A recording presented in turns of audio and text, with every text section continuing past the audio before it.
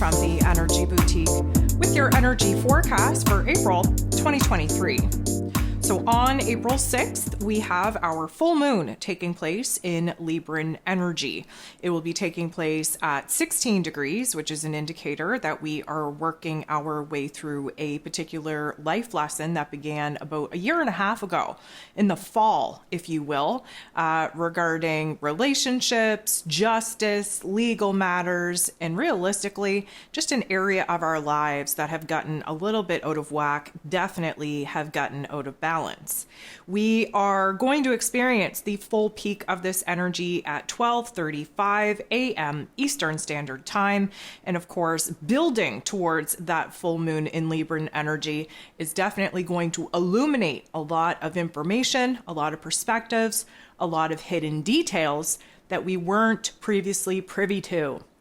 The topics and themes of a full moon are about bringing to a full completion, a full illumination of a cycle, of a topic, of a theme. And of course, the Libran energy being an air energy, it's a lot of thought, a lot of ideas, a lot of perception, a lot of understanding, a lot of conversations, communications, where it comes to our relationship dynamics. And of course, we have to start first and foremost with the relationship with ourselves. Of course, we're in a brand new solar year, still very much in Aries season. Aries and Libran energy represent the axis of relationships, the relationship with self, and of course, the relationship with the world around us, the relationship with the people that we choose to have relationships with our own beliefs, with the relationship with food, with information, with technology, basically the relationship with the world around us.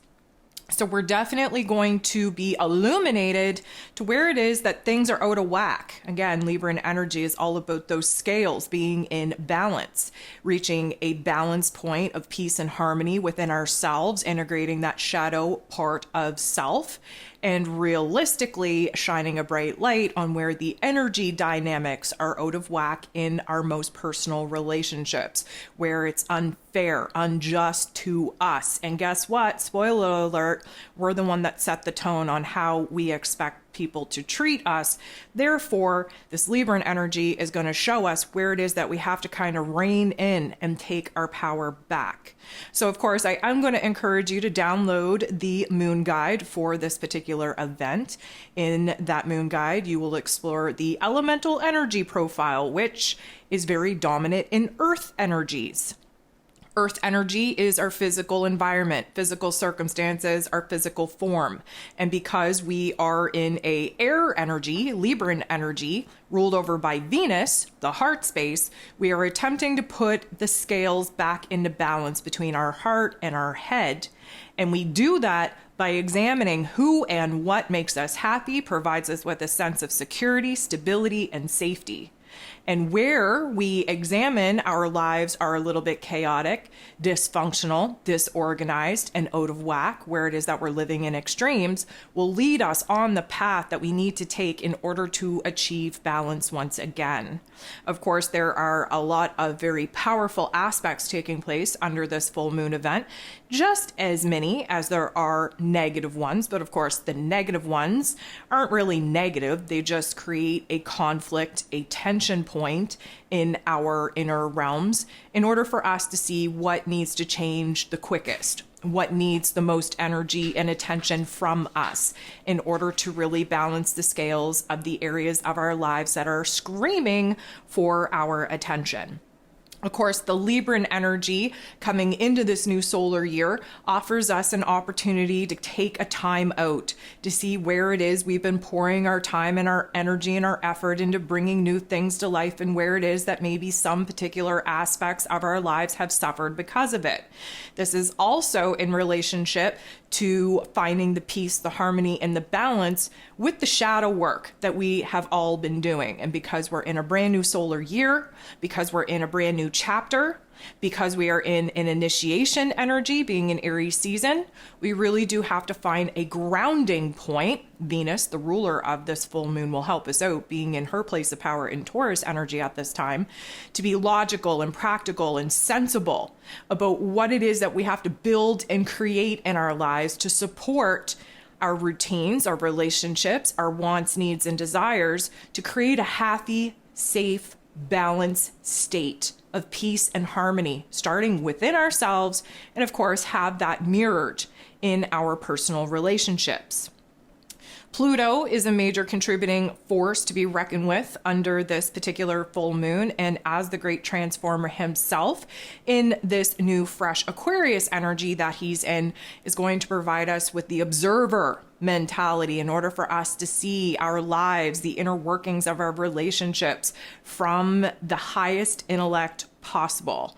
And Pluto, as you may discover through the moon guide, will be trining with Venus and sextiling with Neptune, screaming of really doing a deep dive and recognizing where it is that we're growing, we're improving, we're healing the relationship with ourselves, and therefore seeing that progress, those rewards be mirrored back to us in all of our other relationships.